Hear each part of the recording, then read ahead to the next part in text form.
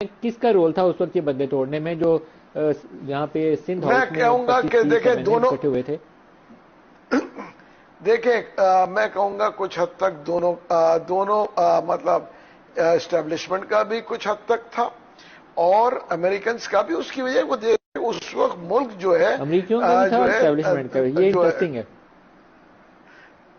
نہیں اس کی میں وجہ بتاؤں. دیکھیں ملک کو بچانا جب ہوتا ہے نا تو کسی نہ کسی کا رول تو ہوگا. دیکھیں وہ ڈیمیج ہو رہے تھے. دیکھیں آپ یہ دیکھیں امریکیوں نے پاکستان کو تھوڑی بچانا تھا.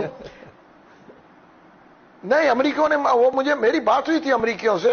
انہوں نے کہا کہنے لگے دیکھیں جی یہ خواہ میں ہم کو رب کرنے کی کوشش کر رہے ہیں کہ جو ہے کہنے لگا اگر وہ جو یہ وہاں سے شروع ہے ایبسلوٹلی ناٹ پہ.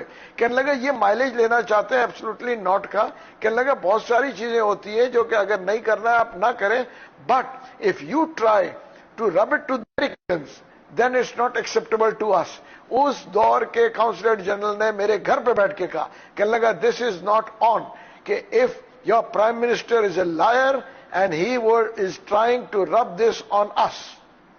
یہ میں آپ کو دعوے سے کہہ رہا ہوں. نے کہا کہ عمران کو چھٹی کرو. انہوں نے کہا عمران کو فارغ کرو. انہوں نے یہ کہا کہنے لگا نہیں عمران جو ہے اب زیادہ دیر اس حساب سے چلے گا نہیں. اس کی وجہ یہ ہے کہ ہی از ڈیمیجنگ اس